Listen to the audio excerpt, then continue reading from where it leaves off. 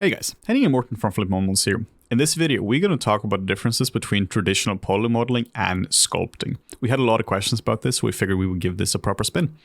Before that, make sure to subscribe and hit the little notification bell to get up to date every single time we make a new video. So one of these isn't better than the other. That's the first thing we just want to be clear on.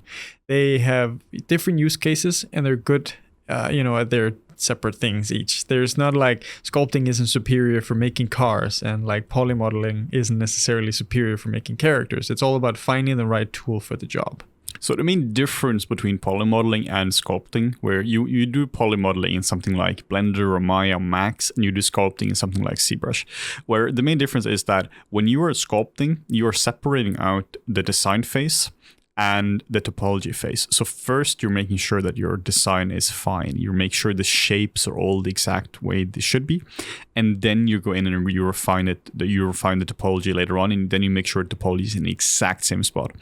Well, polymodeling, you're doing that at the same time. So then you're blocking in the face, and you're blocking all the main loops at the same time as you're blocking in the design. This is awesome for certain things. Like if you're doing a car model, for instance, and you have tight blueprints, it's a really good idea to like polymodel it up. You can block it in with polygons, and from there you can really refine the shape. If you're doing anything from reference, it's a good idea, particularly if you're doing props. I would never sculpt a prop. I would polymodel up the prop. Yeah, like if you're doing a chair or anything for archivists, tables, a umbrella, for example, all these objects, polymodeling is the way to go there. Because this means that now you get topology at the same time, and these objects aren't that complicated to do. And particularly if there are many different pieces in it as well, like an umbrella, like now you have like 20 different small pieces, and it's a lot easier to polymodel this up. But what if you're doing a human? What if you're doing something like this character here?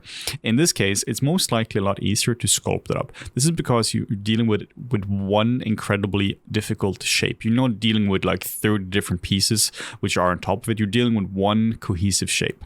So the way you would traditionally do polymodeling is, let's say we have the eyes here. Now you would take the hole here, and now you would extrude it, scale it in, and then now you would just move it in, and you would start to refine the shape so it works properly.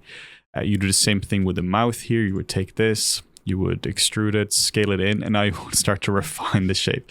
And now you can kind of start to see the problems with polymodeling is that it's really hard to refine a shape with these tools here. They're just not meant for it. If we were to go in here and start to properly refine this is really genuinely tricky to do, and it involves a lot of tweaking, a lot of soft selection, and just in general a lot of misery, and it's just not going to look as good as it's going to look if you are dealing with proper sculpting tools. Yeah, it's a very mechanical process, I would say, and that's why I feel like it lends so well to hard surface, because you're ending up with these very mechanical surfaces that are perfect most of the time. Well, they have undulation, nothing is perfect, but like the base shape, it's easier to make that perfect if you're polymodeling it. Something like Gollum was done traditionally with polymodeling before the advent of ZBrush or sculpting tools, and that's a nightmare to do just because it's so advanced to do characters with polymodeling, and that's what people used to do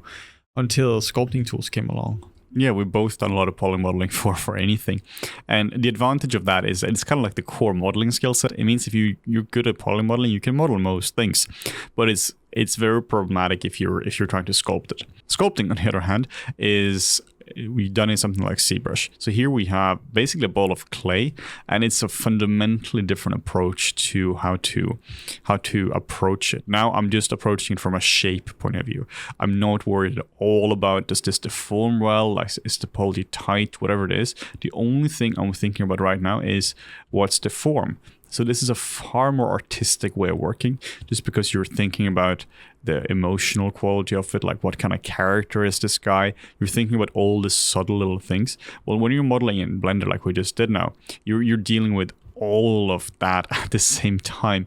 You still have to think about what's the background of the character, like how old is the character, all these kind of things. while you're thinking about the edge flow and the shape of it. And it's almost impossible to do that to the correct level. You can see that the moment like ZBrush started to become really popular as a tool, the characters just became better for film and games, because now you could really refine them with like in terms of sculpting instead of just worrying about the technical things. So with ZBrush and sculpting, you're first doing the design, then you're doing the topology afterwards. And in traditional modeling, you're worrying about that at the exact same time, which just makes it really hard. Yeah, I hope you can see why this is beneficial to like split up the process, especially when you're working on characters. Just because it's a lot easier to manage one thing compared to two, especially two things that are really advanced. Like topology, well, making up topology isn't necessarily advanced, but you have to place it correctly. So if you're worrying about placing topology correctly and getting nice form and nice silhouette at the same time as you're trying to get the design to look right, you're just sort of handicapping yourself. On the other hand, like say you're doing a car, you don't want the organic feel of what you get in ZBrush. Sure, you can do some hard surface in ZBrush. You can use it for hard surface concepting, but it's actually like an interesting observation I've made is sort of the hard surface stuff that you get out of ZBrush. I feel like after ZBrush sort of came to light and people started using it for hard surface designs changed. Like before that, you had that very like classic Avatar mech thing that has the giant knife that slices the panther, very boxy, very mech-like.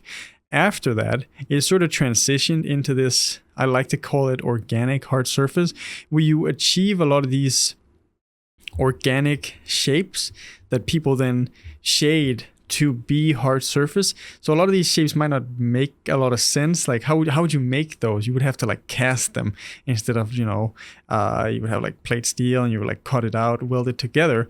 So after ZBrush sort of like entered the territory, it also spiced up hard surface quite a lot. But there are things where you just wouldn't use it for, like cars, for example. Yeah, you can clearly see this in games like Doom, where you see all the armor. It's almost like it looks like it's sculpted with like the clay brushes, and then you have a trim dynamic on top of it. This is kind of bubbly. Yeah, exactly. The reason you can tell is because it would be almost impossible to actually do that with traditional polymodeling. It's just so tricky to get that to look right. So yeah, it's made a huge difference on the entire industry to be able to do it. But don't underestimate how important polymodeling is as well. It's really one of the core modeling skills for it. I've seen now recently where this is where we're going to ZBrush cowboy territory, where you have people now who they know every single button in ZBrush and they know all of that, and they're trying to use ZBrush for everything. It's like the example of if you're a hammer, everything looks like a nail, or you shouldn't be a hammer. You should look at whatever the situation requires and do it from there. I was speaking to a guy some years ago, and he was a massive ZBrush cowboy, and we were talking about like how would you model this glass, and I was like, well, you should just start with a cylinder, extrude it up, and give it some thickness, and the glass is done in like 5 minutes. But he was saying that no, you should use like shadow box, and you should use booleans and all that kind of stuff, and then you should use a zero measure afterwards, and then you should use UV master on it to make the UVs, which in that case makes sense if you are the ZBrush hammer and everything looks like a ZBrush nail. But in reality, there are so many other ways of doing it instead of just trying to use the ZBrush tools for it. They're like a very popular sort of method. I don't know if DreamWorks still uses it and Pixar still uses, but they did at some point. They did clay maquettes, and the clay maquette sort of like served as the base for the characters. So whether it's sculpting in real life or sculpting in ZBrush, it doesn't really matter. Like if you're doing something like characters, then the sculpting workflow just allows you to nail that design before ever worrying about topology. You can also combine the two as well. We recently had a chat with Danny Mac, and one of the things he's talking about is he keeps his topology really low res. So he might be doing a sculpt where you're sculpting up to get main shapes and get all the volumes to be right, and then you're retopologizing with a fairly low res cage, just so that you're now smoothing out all the undulation. Like Morten was talking before, if you try to sculpt a car in ZBrush, it's just not going to work. You're going to have way too many small imperfections all over the place. So by having a more low res cage for this, you're just making sure that you can't have these crazy shapes. You can't have all the brush strokes in it because the low topology literally doesn't allow for it. So yeah, that's essentially the differences between polymodeling and sculpting. We really hope this has been illuminating for people. It's been a question we had a fair few times. Why would you sculpt when you can polymodel, and why don't you just model every single prop you ever have in ZBrush? So I hope this has given you some light on the subject. So thank you so much for watching, and make sure to leave a comment, like, and subscribe, and we will see you next time. If you're looking for training or high quality assets, make sure to stop by the FlippedNormals marketplace. And if you're interested in supporting us by buying our merchandise, you can check that out in the description below.